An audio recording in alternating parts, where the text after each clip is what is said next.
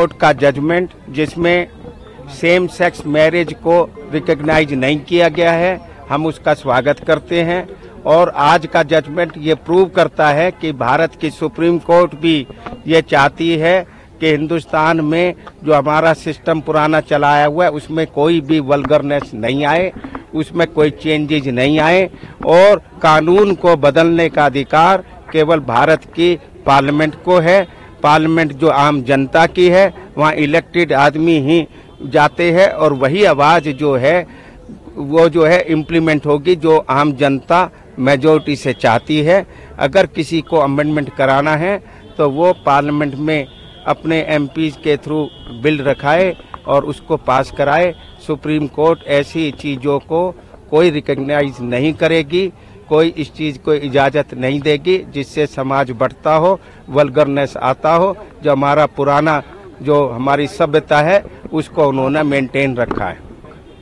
Sir, जो committee बनाने के लिए कहा है सरकार को, वो कमेटी कब तक बनने की उम्मीद है, सरकार बना देगी? ये अभी मैं इस बारे में कुछ नहीं बोल सकता हूँ।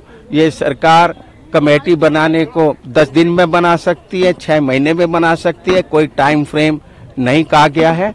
सरकार को अपनी प्रायोरिटीज के हिसाब से काम करना होता है। सुप्रीम कोर्ट के सामने डिमांड की गई थी 2, declaration of marriage as a fundamental right and recognition of same sex marriage.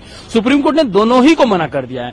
Supreme court ने आज स्पष्ट अपने फैसले में कहा है कि वो फंडामेंटल राइट डिक्लेयर नहीं कर सकता है शादी विवाह को। शादी विवाह जरूर आपका अधिकार है लेकिन वो मौलिक अधिकार नहीं हो सकता है। और दूसरा कि अगर वो इसमें सेम सेक्स मैरिज की आप बात करेंगे तो हम उसके भी पक्षधर नहीं है। सेम सेक्स मैरिज का जो अधिकार है अगर वो देना होगा तो वो विधायपालिका यानी कि पार्लियामेंट का ही है, सुप्रीम कोर्ट का नहीं है।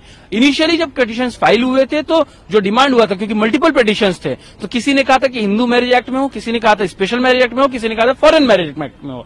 हमने कहा था कि अगर हिंदू मैरिज एक्ट में करेंगे, क्योंकि हम भी एक पिटिशन को रिप्रेजेंट कर रहे थे, तो हिंदू मैरिज एक्ट में हो क्योंकि सेक्युलर कंट्री है, तो मुस्लिम मैरिज में भी हो, क्रिश्चियन मैरिज में भी हो, पारसी मैरिज में भी हो। तो सुप्रीम कोर्ट ने अपने पहले ही दिन में कह दिया था कि हम हिंदू मैरिज एक्ट को टच नहीं करेंगे क्योंकि रिलीजियस मैटर है।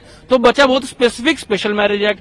आज सुप्रीम कोर्ट ने, तो हमने दूसरा कहा था कि स्पेशल मैरिज एक्ट में होना चाहिए कि नहीं होना चाहिए, या उसका किस तरीके से इंटरप्रिटेशन होना चाहिए, यह कार्य भी विधायपालिका का है। क्योंकि पार्लियामेंट, सुप्रीम कोर्ट का काम है सिर्फ इंटरप्रेट करना, क्या कोई लॉ सही है या नहीं, क्या कोई लॉ अगर गलत है तो उसको हटा सकते हैं, लेकिन नया लॉ बनाने का अधिकार हमारे संविधान ने सुप्रीम कोर्ट को नहीं दिया है। और सुप्रीम कोर्ट ने आज स्पष्ट तौर पे यही कहा कि ना तो section 4 of special marriage act को अमेंड कर सकते हैं, ना उसको मिसरेट कर सकते हैं, ना ही उसको डिलीट कर सकते हैं। हाँ, अगर उसको अनकॉन्स्टिट्यूशनल डिक्लेयर कर दिया तो देश में कियोस की स्थिति क्रिएट हो जाएगी, क्योंकि अगर स्पेशल मैरिज एक्ट नहीं रहा तो 2 इंटर रिलीजियस पीपल शादी नहीं कर पाएंगे विदाउट कन्वर्जन। सुप्रीम कोर्ट का जो जजमेंट आया उसको लेकर आपका क्या रिएक्शन है, आप क्या कहना चाहेंगे जजमेंट को लेकर? जजमेंट को लेकर के हमें पूरा भरोसा है अपने सर्वोच्च न्यायालय पर।